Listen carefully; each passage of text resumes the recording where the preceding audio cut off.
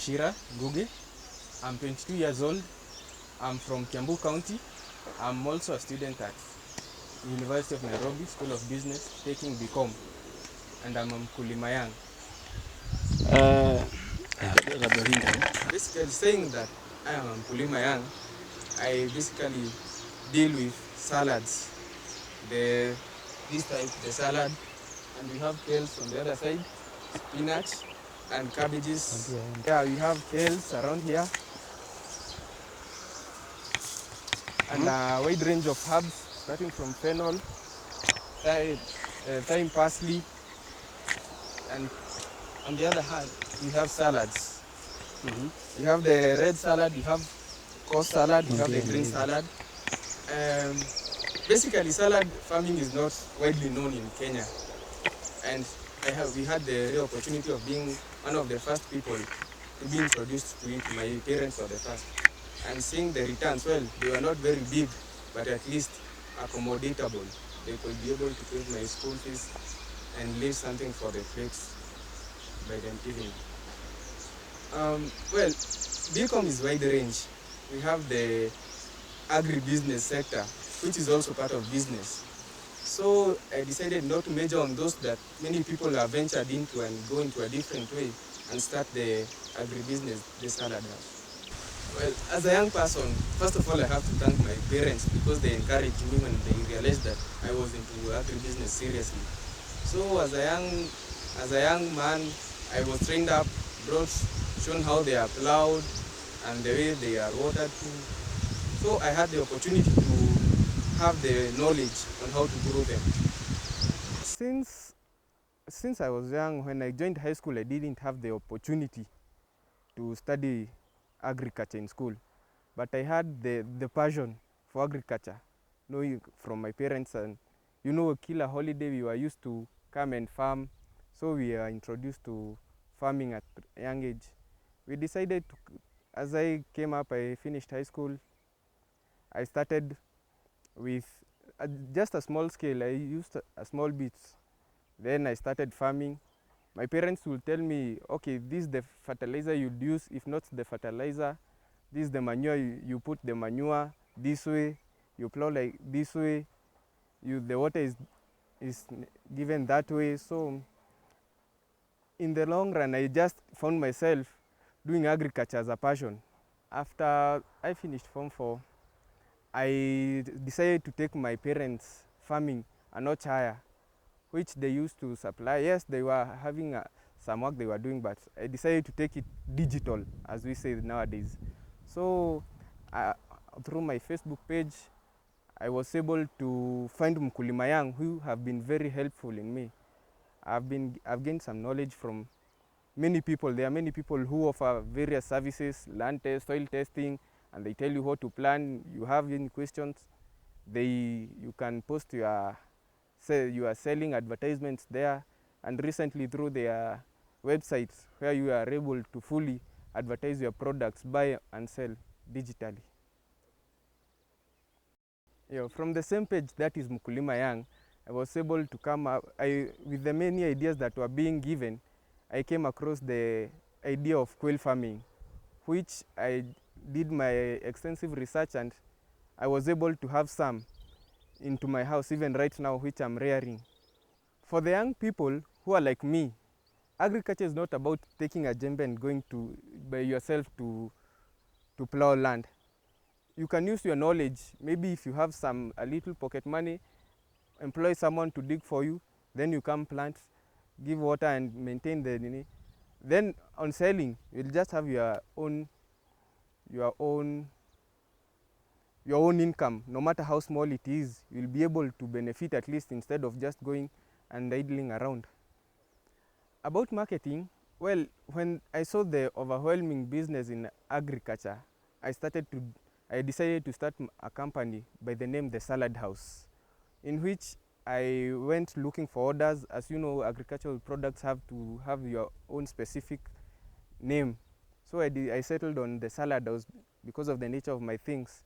I went marketing for them and got some orders in Westlands, fruits, that's where I do supply. I also supply to some few home deliveries around, and there is another shop in Karen by the name Kalimoni Green, in which I do supply on request.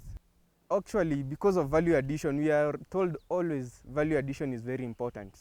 So I do take them, package them, and label them with my company logo, and take them to the supermarkets. My vision is to grow in agribusiness. Not only salad, but there are also very many things that African people don't take, but we want to encourage them to start taking. I'm also thinking, instead of the cut-offs and the wastage that go around, I'm deciding to start a fast food to be serving juices, natural juices from the salads and the kales and everything else. Yeah. I'm Jane Wadere Ngoge, and this is my son, Paul. And I'm very proud about this son of mine. He's the firstborn in our family. He has taken our farming. As we are growing old, we are very proud of him because he's taking our job. And this shows us that by the years to come, he will be helping us as we grow old. We are very proud. He has taken us to another level. He wakes up in the morning before he attends the university at Kapete campus. We are very proud of that. He wakes up early, he puts the sprinklers, he leaves the water, the crops being watered, and then he leaves and goes to his quill cube and feeds them, and then he leaves to campus. When he's not in campus, he joins where he's doing an attachment. A number of young people, they are just rolling in the streets without doing anything. I may advise them as a mother. They need to take the job. Working, weeding is the best way. Now, as the president is always announcing in the radio, we are very proud of that all the young people to take the work of the agriculture, because the agriculture, it will never end. Even if when we grow old, we have to be working in the shamba so that we can get our daily needs. And moreover, the president has ended. Nowadays, he's promoting the youth. We as the parents, we are very proud of the president because of promoting the youth. We are very proud of this guy of mine because as for now, he's entering certain banks so that by the time he starts selling his eggs, quill eggs, he has got the plans to go and start borrowing loans into those banks. We are very much proud. Welcome at our shamba. From this farming, the salad farming, I've been able to raise my school fees, my pocket money, and my other monies for my basic needs. You have to harvest first. Ukichagua ile mbaya.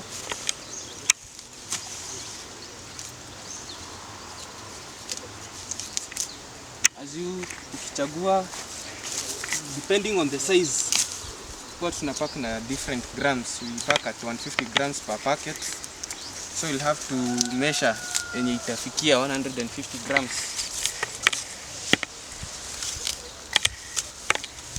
You mix with the red? Yeah, you always mix with the red. For the color blending, we mix with the red. Many people like the red one. So we have to mix it with the red bunch. Ukikata red. Ukikata red. Hata ni vile nataka zifike. Oh, ndio nikate red. This is the red salad. Rarely found. Ni watu wengi, si watu wengi wanakuanga nayo. Still in the red, we have the coarse lettuce, chittenad. Hii ni lemon thyme. Sana sana ni nzuri sana na kuweka kwa chakula. This is just part of the bunch.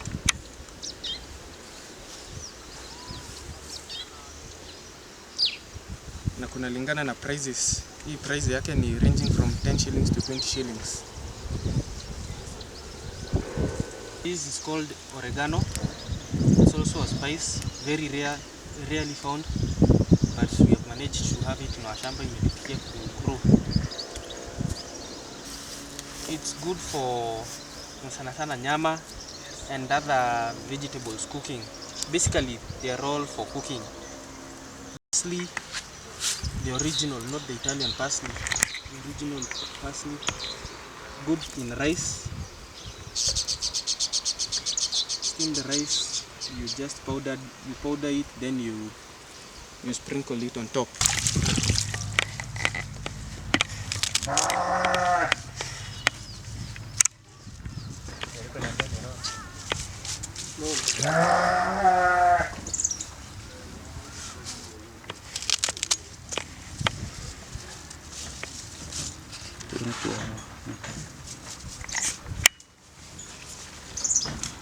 So this one they go the green one and the red one. Yeah, the green for color blending, and let's say it's our trick to attract customers. They really like it that way. Ni rare kugrow. Kwa zinakataa kugrow. My mom is a nurse and she always tells us that kila ugonjwa iko na dawa yake. So she encourages us to eat vegetables and salad. The greens, they say they are very rich and kwa zinazuilia magonjwa mengi. We call it dry freezing. You freeze it in a machine. Well, I have improvised because the real machine is very, very expensive and you can only import it. So since I'm still an upcoming farmer, mkulima young, I'll get to that stage and nitaweza to import that machine and I'll be able to be packing them. Though they are not less in quality. The quality is still the same, the packing is the same. You drain the water using a common fan. The fan. Kwanza hii maji excess na fan na just like that. Ukienda pale azitakaa. Dry freeze them so that they can be dry as they are packed for longer. They can be able to stay for a longer time.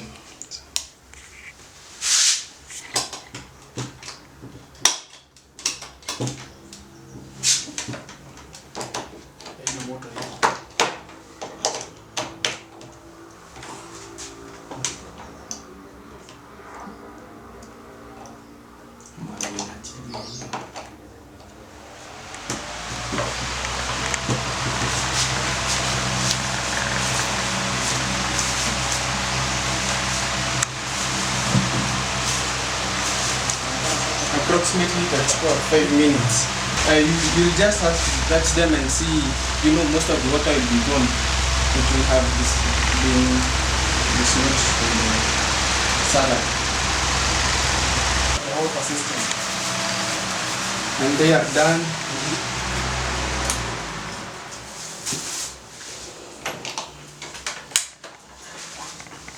Hiyo kama ile shilo kizima kwa nitaitumia. Oh, okay. Just take one packing paper.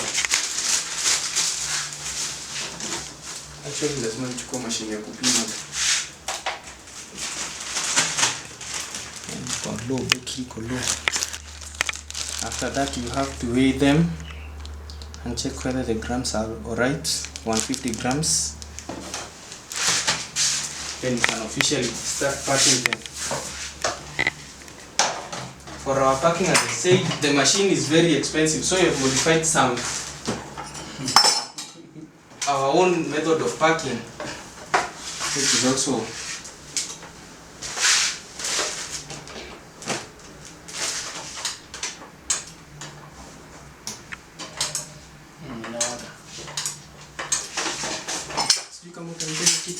I use this one to seal the polythene paper, and this one put pressure in the paper.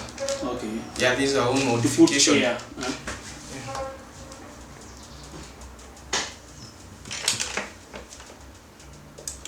So once you have sealed on top, it's airtight.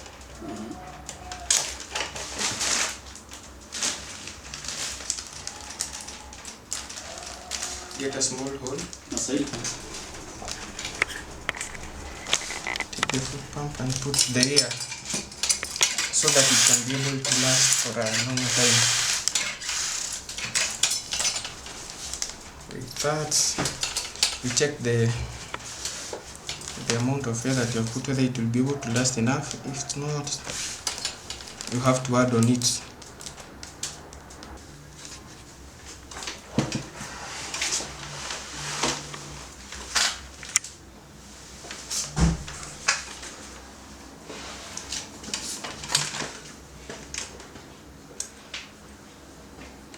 When it's done, check whether there's any leakage, air leakage. If there's not, and where do you put your sticker?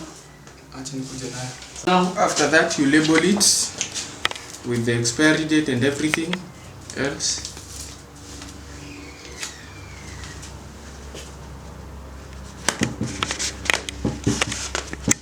And the work is finished.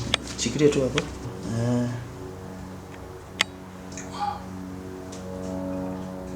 Sawa. Sasa mama hapa nje ni kupiga sasa